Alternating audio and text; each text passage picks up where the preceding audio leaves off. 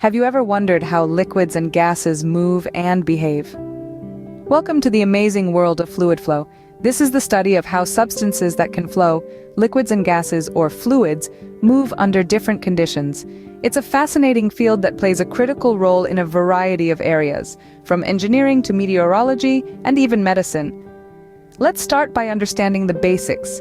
Fluid statics is all about studying fluids at rest. It's where we explore concepts like pressure and how we can measure it with tools like manometers and pressure gauges. On the other hand, fluid dynamics dives into the behavior of moving fluids, examining the forces at play and the resulting movements. The study of fluid flow is not just about understanding nature, but also about harnessing this knowledge to create practical solutions in the real world. Fluid flow is all around us, and understanding it is crucial in many areas of study and industry. Pressure, a vital concept in fluid statics, but how do we measure it? Let's delve into the world of pressure and its measurement. In fluid statics, pressure is a key player. But what is pressure?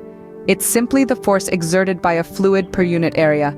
Imagine holding a water balloon in your hand. The force you feel pushing against your hand, that's pressure. It's everywhere, from the bottom of the ocean to the top of Mount Everest, acting in all directions.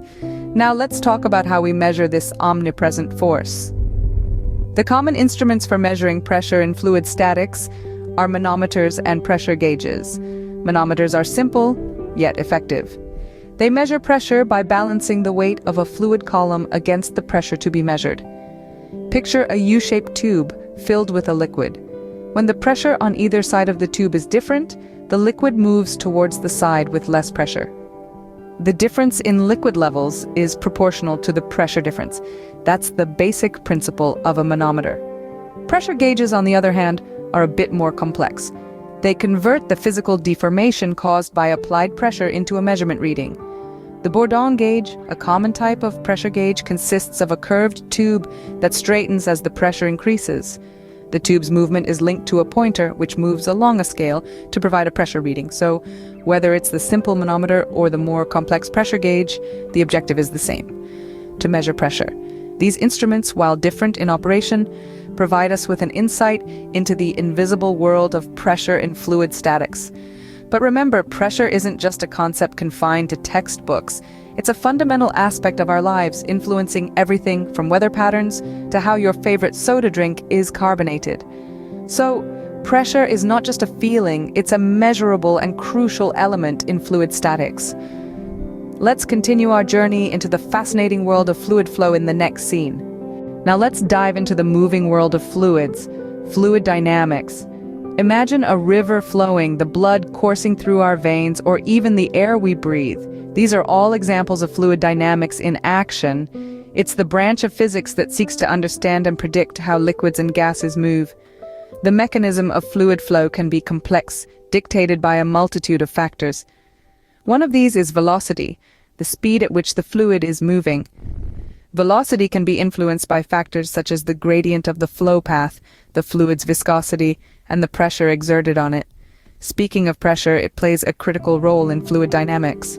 The pressure differential, or the difference in pressure between 2 points, can cause fluid to flow from the area of higher pressure to the area of lower pressure. Think about how water flows from a tap or air rushes out of a popped balloon. Density is another key player. It's the mass of fluid per unit volume, and it affects how easily a fluid can be compressed or expanded. For instance, gases, which have lower densities, are much easier to compress than liquids. Now let's touch on the concepts of material and energy balance in fluid dynamics.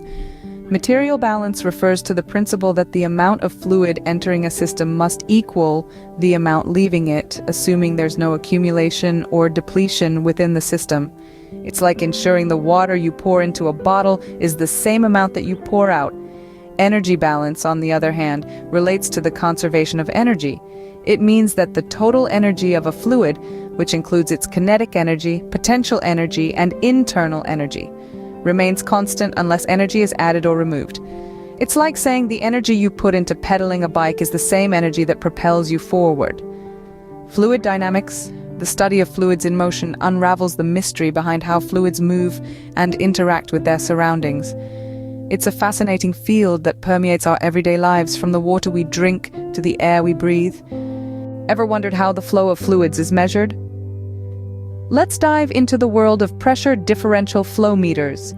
These devices measure the flow of fluid based on a change in pressure. The principle is simple, yet ingenious. As fluid flows through a pipe, it encounters an obstruction, or primary device, which creates a pressure drop. The flow rate is then calculated using this pressure difference. One of the most common types of pressure differential flow meters is the Orifice meter. Imagine a pipe with a flat plate, the orifice plate, placed in the middle. This plate has a hole that's smaller than the pipe diameter, causing the fluid to speed up as it passes through. This increase in velocity leads to a drop in pressure, a phenomenon explained by Bernoulli's principle. The pressure difference measured before and after the orifice plate gives us the flow rate. Now let's talk about Pitot tubes, another type of pressure differential flow meter. Named after the French engineer Henri Pitot, these instruments measure fluid velocity rather than direct flow rate. A Pitot tube has two openings, one facing the fluid flow and another perpendicular to it. The pressure difference between these two openings, known as the stagnation and static pressures respectively, is used to calculate the fluid's velocity. And from this velocity, the flow rate can be inferred. These meters play a vital role in various industries, from oil and gas to water treatment. They help monitor and control fluid flow, ensuring processes run smoothly and efficiently. So, the next time you turn on your tap or fill up your car, remember the unseen technology that helps quantify the invisible motion of fluids. Indeed, in the world of fluid dynamics, pressure differential flow meters like the Orifice meter and Pitot tube are the unsung heroes. These instruments don't just measure, they enable us to understand and harness the power of fluid flow. These instruments are the unsung heroes, quantifying the invisible motion of fluids. Let's explore another interesting tool for measuring fluid flow, the variable area flow meter. This ingenious device operates on a surprisingly simple principle. Just imagine a fluid flowing through a tube. Now, if we change the cross-sectional area of this tube, the fluid's velocity will increase or decrease in response. That's the basic principle of the variable area flow meter. Now let's delve into some specific types of variable area flow meters. First up, the Rotameter. This is a vertical, tapered tube with a float inside. As the fluid flows, the float rises, and the position of the float gives us a measure of the flow rate. Pretty neat, right? Next, we have orifice meters, which are a type of differential pressure meter. They create a pressure difference by constricting the fluid's path through a thin, flat plate with a hole or orifice in the middle. The pressure difference before and after the orifice gives us the flow rate. It's a bit like putting your thumb over the end of a hose to make the water spray further. Then we have the plug meter, also known as the positive displacement meter. This meter physically separates the fluid into discrete volumes and then counts the number of times the volume is filled to measure the flow rate. Think of it as a series of tiny buckets being filled and then emptied. Finally, let's introduce the quantity flow meters.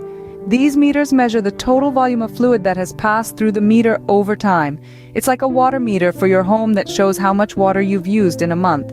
From rotameters to quantity flow meters, these devices turn the abstract concept of fluid flow into tangible measurements. So, we've journeyed through the fascinating world of fluid flow today. We've delved into fluid statics, understanding pressure and its measurement. We've explored manometers and pressure gauges, tools that are integral in pressure measurement. We've also navigated the complex realm of fluid dynamics, discussing the mechanisms of fluid flow and their profound implications. We've delved into the material and energy balances that govern these flows, understanding their intricate interplay. We've learned about pressure differential flow meters, their principles and their applications. We've examined the orifice meter and the Pitot tube, key instruments that help us measure and control fluid flow. We took a deep dive into variable area flow meters and their principles. We've studied the rotameter, orifice and plug meters, and quantity flow meters, each with their unique uses and applications. Remember, fluid flow isn't just a concept, but a fundamental reality that impacts our daily lives. Subscribe for more because you won't find me later.